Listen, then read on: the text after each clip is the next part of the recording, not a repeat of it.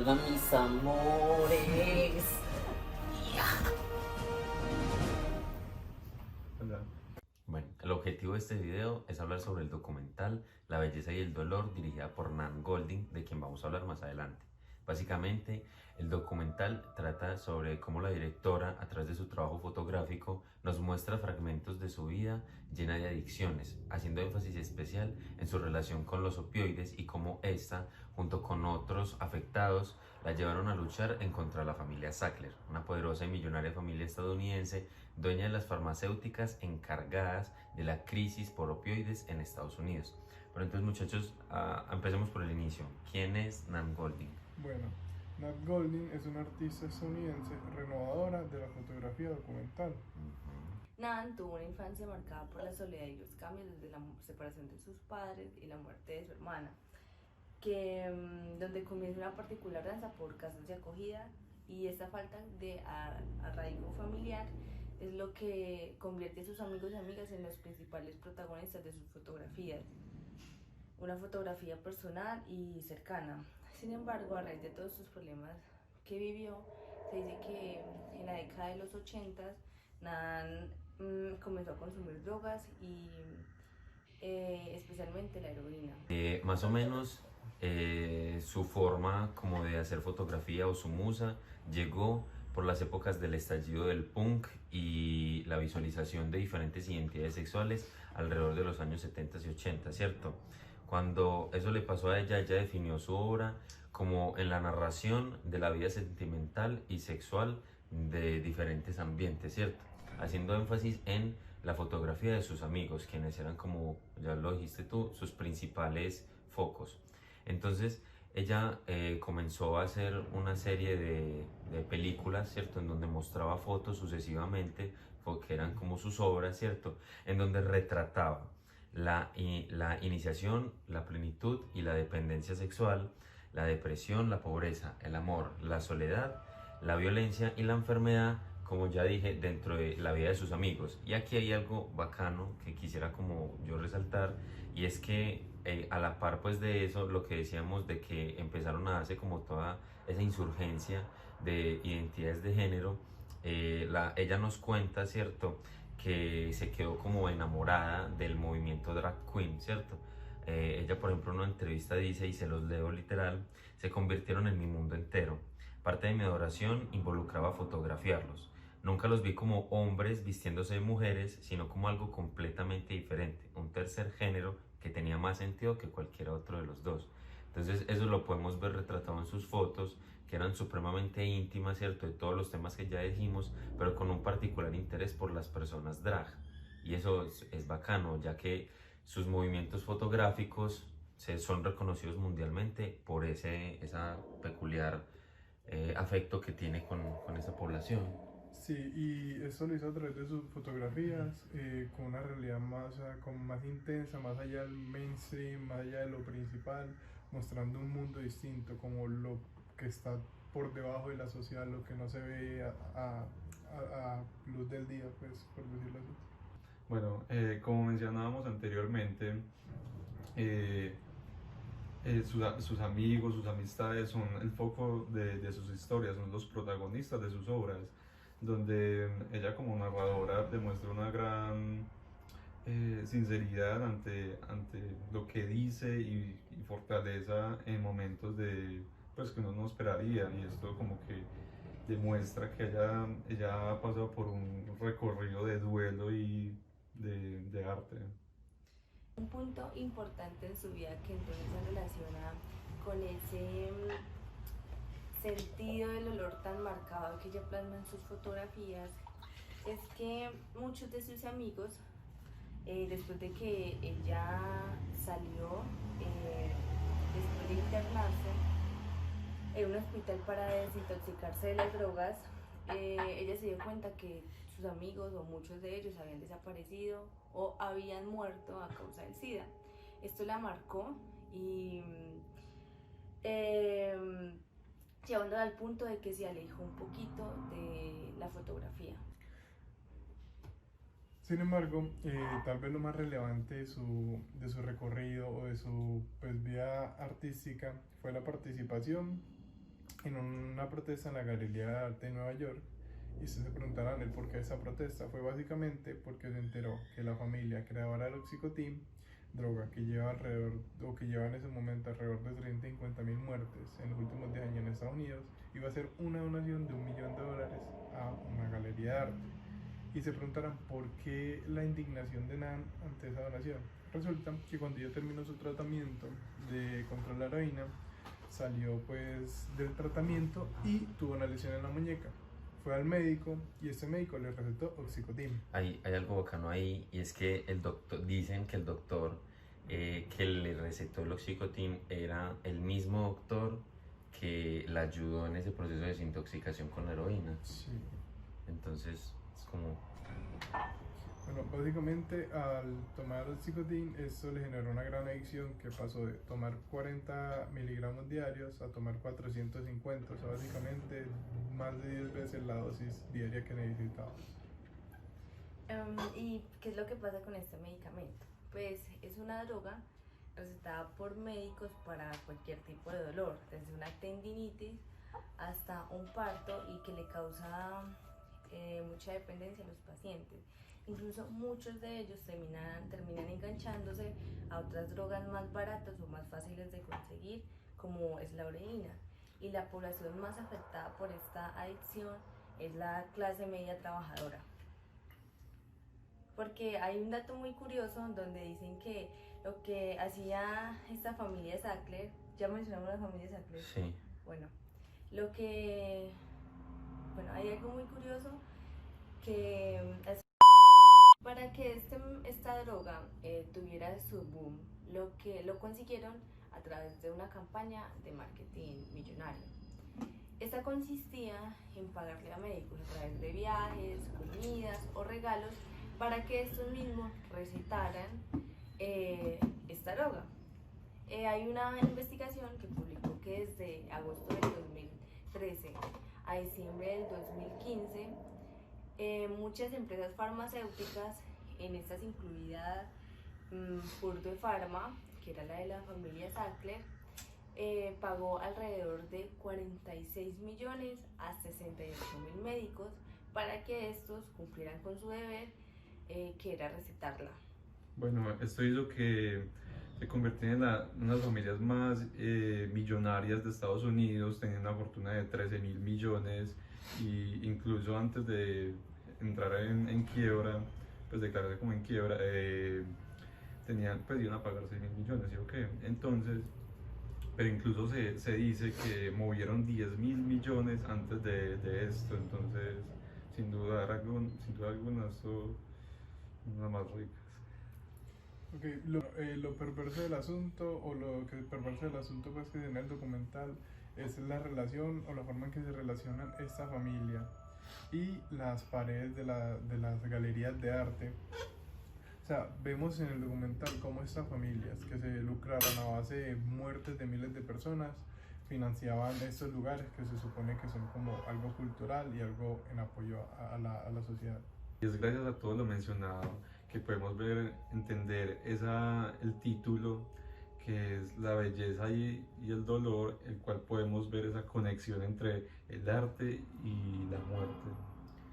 Ah, bueno, pero creo que se nos pasó algo, ¿cierto? Antes habíamos mencionado que ella, junto con otras personas, habían hecho esa lucha, ¿cierto? Esas otras personas fue una organización creada por la misma Nan que se llama PAIN, que por sus siglas significa Prescription Addiction Intervention Now, ¿cierto?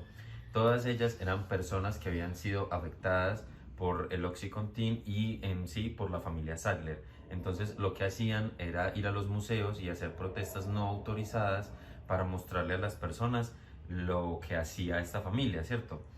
Realmente fue un trabajo que tuvo muchos frutos, pues con ellos consiguieron que los museos primero eliminaran la financiación de la familia Sackler y quitasen su nombre de todas las placas que literalmente estaban en prácticamente todos los museos. Quitaron el nombre de la familia de todas esas partes. ¿Saben un detalle que se nos olvidó también? Mencionar que ella comentó en el documental que toda su fotografía, o parte de las fotografías que ella tomaba cuando estaba en ese estado de consumo, lo hacía para recordar lo que vivió en ese estado de consumo, porque después de eso perdía la memoria, o sea, no recordaba nada de lo que había pasado antes. Entonces era una forma como de saber.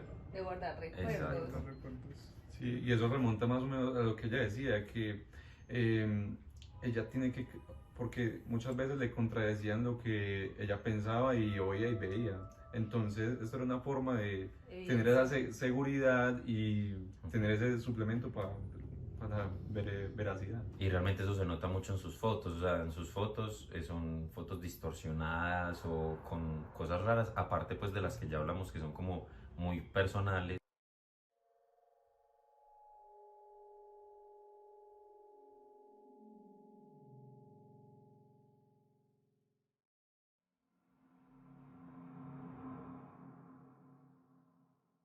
Bueno, se nos apagó el celular, like. Entonces, como veníamos diciendo, aparte de esa fotografía muy personal, también se ven sus fotos, pues las de Nan, que son demasiado como fantasmagóricas, como oníricas, ¿cierto? Y uno no entiende realmente qué es lo que pasa hasta que ya empieza a ver, por ejemplo, estos contextos en los que uno entiende que como ella lo utilizaba para recordar, entonces tiene sentido que tengan estas características como tan diferentes. Bueno, ya habiendo hablado bastante del contexto, vamos a pasar ahora con la reseña del documental. Retomando un poco, La belleza y la muerte es un documental en el que se muestra la vida y la obra de la artista Nan Goldin, profundizando y siendo muy íntimos en los aspectos que hacen de su arte algo tan distintivo y que tiene tanto impacto sobre la fotografía, ¿cierto? Es una obra en la que se revelan los aspectos importantes de su estilo y los aspectos positivos y negativos de este, ¿cierto? Teniendo en cuenta todo el contexto y todas las cosas que ella ha vivido. Bueno, entonces yo creo que podemos arrancar con los aspectos positivos del documental. Inicialmente, pues yo considero que un aspecto positivo es la intimidad sin restricciones. Es decir, durante todo el documental se ve esa capacidad única de Nan Goldin para retratar momentos únicos, íntimos o pues a menudo cotidianos en la vida. Este estilo desafiante, sin restricciones, también nos permite a los espectadores tener una conexión emocional con los sujetos que son fotografiados y también ofrece una autenticidad y sinceridad pues sobre la existencia humana.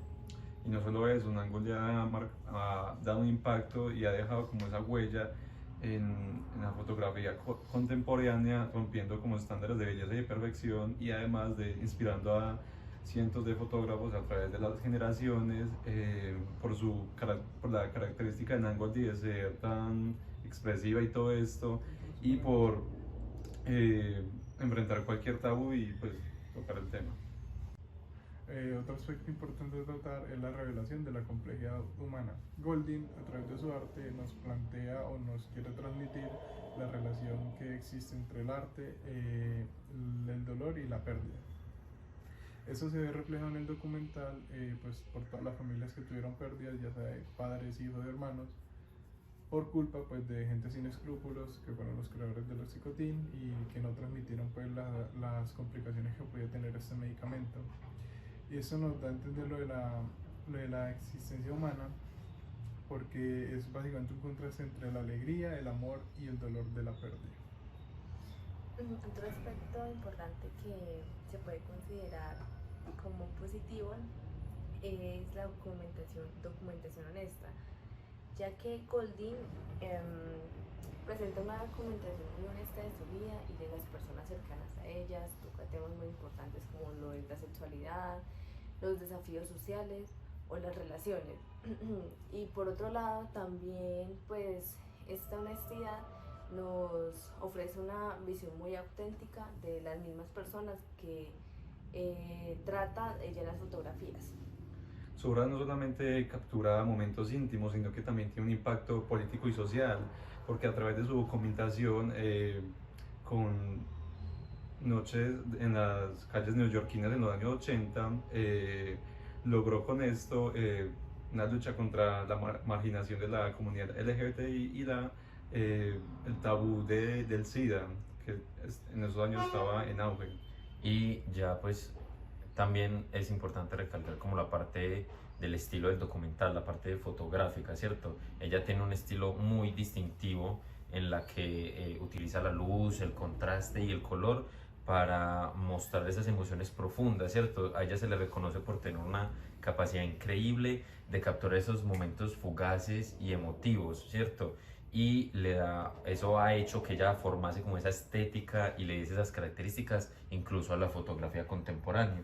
Entonces, esos son como más o menos los aspectos positivos de que nosotros identificamos en el documental. Ahora pasemos a los aspectos negativos.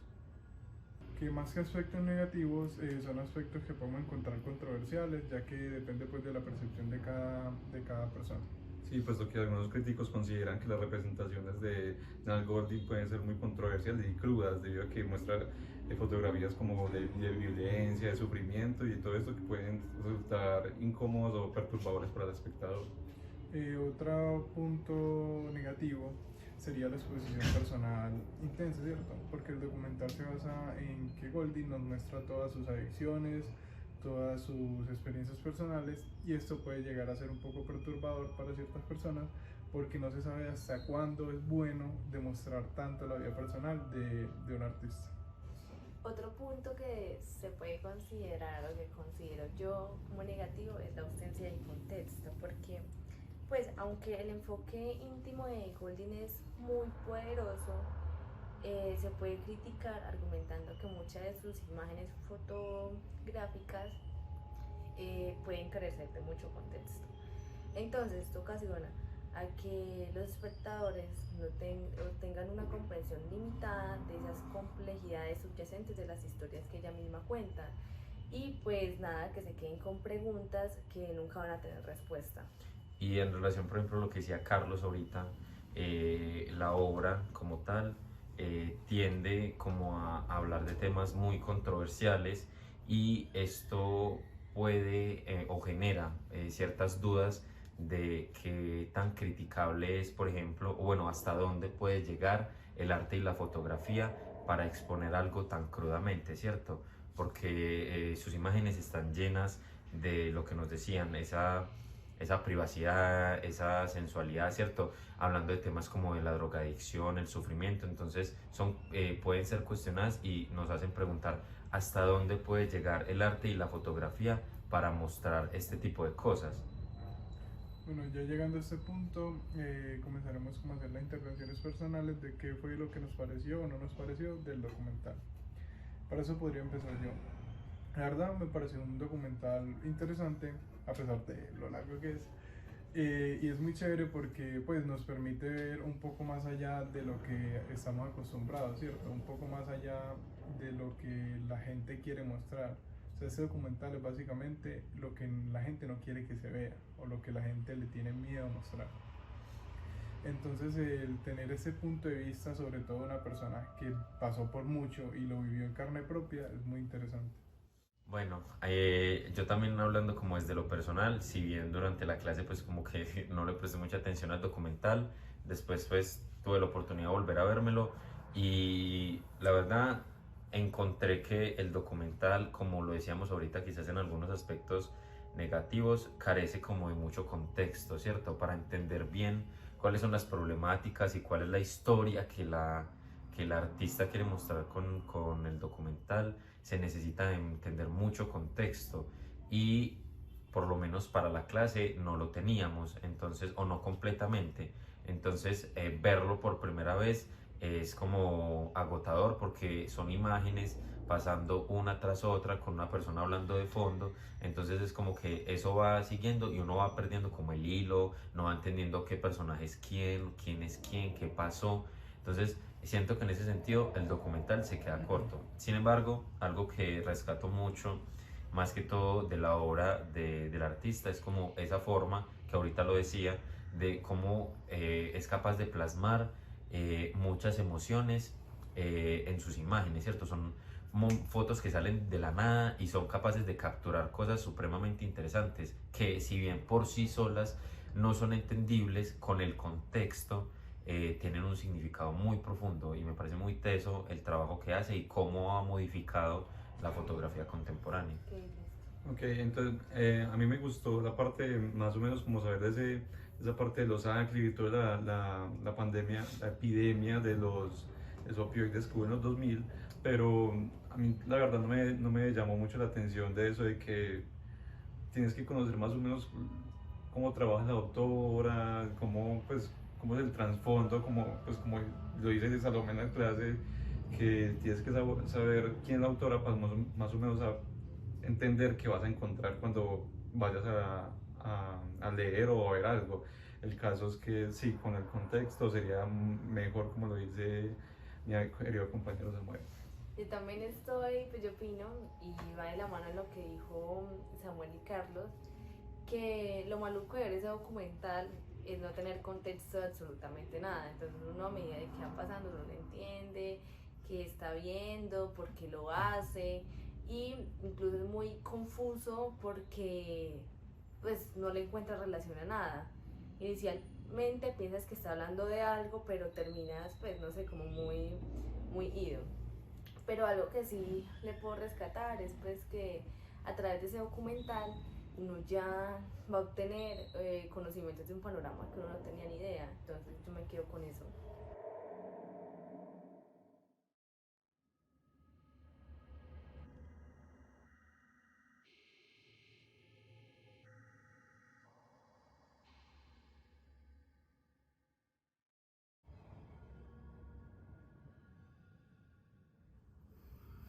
Otro punto importante para tener en cuenta, que fue algo en que los cuatro concordamos, fue esa ética profesional o laboral y esa educación que los médicos deben tener al momento de recetar algún medicamento o al pensar en la salud de los demás por encima de cualquier otro beneficio. Sí, y esto se puede cuestionar un poco pues en el documental cuando mencionan que pues la mayor promoción fue por parte de los médicos que recetaban este medicamento diestra y siniestra, primero sin comentarle las contraindicaciones a los pacientes y segundo por beneficio propio, básicamente por ganar dinero, viajes o puestos en algunos lugares. Y aparte de eso, pues es importante tener en cuenta que en la carrera de medicina se prepara para entender cuál es ese efecto que puede generar este tipo de medicamentos, los opioides. Este en especial se sabía que era muy adictivo, hubo incluso manipulación en esos estudios, hubieron muchos problemas, pero al final de cuentas los médicos seguían recetándola, incluso sin conocer a profundidad todos esos efectos y sabiendo que era muy probable que esta droga generase adicción.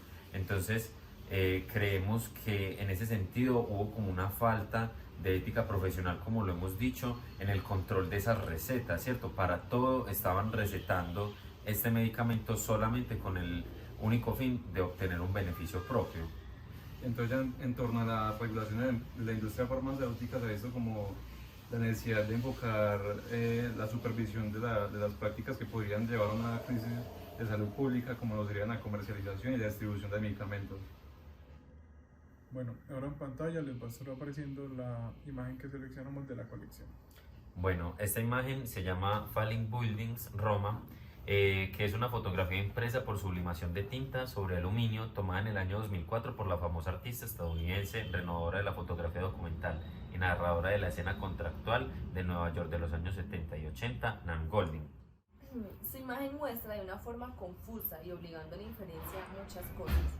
Para empezar, y teniendo en cuenta que ella tomaba esta fotografía bajo los efectos de las drogas, podemos suponer que este es un vivo ejemplo de los muchos escenarios o ambientes que fueron fotografiados por ella en esos momentos de desconexión. Estas imágenes generalmente, según vemos en varias exposiciones suyas, tienen características predominantemente oníricas que plasman quizás un mundo visto por una persona bajo los efectos de estas sustancias y que a la vez nos dan una idea de lo desordenada que era su vida, llena de sombras disueltas en la perspectiva, diplopías en todo momento y caótica por excelencia, todo mientras se estaba consumiendo. Según investigamos en muchas de sus entrevistas, me han encontrado con estas fotografías una forma de almacenar aquellos recuerdos, lugares, personas y quién sabe por qué más con lo que tenía contacto o vivía durante momentos de deslucidez. Entonces, en pocas palabras,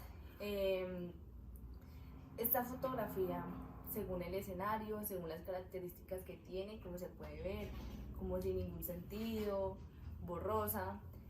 Nosotros inferimos que la pudo haber tomado Nan Goldin en algún momento que se encontraba en esas condiciones de drogadicción o pues simplemente se estaba drogando. Entonces, pues ya. Bueno, ya terminando la parte pues de la imagen que seleccionamos, llegamos al fin de nuestra video reseña. La verdad fue un trabajo un poco costoso, pero en parte fue disfrutable y fue muy chévere pues, hacer todo esto. Una experiencia distinta, tratamos como de hacerlo diferente y vean, qué disfraz. Entonces muchas gracias por su atención y no hagan preguntas. Y si les gustó, denle like y comenten acá de comentarios. Saludos desde Manizales. ¿Qué es eso? Chao. Chai.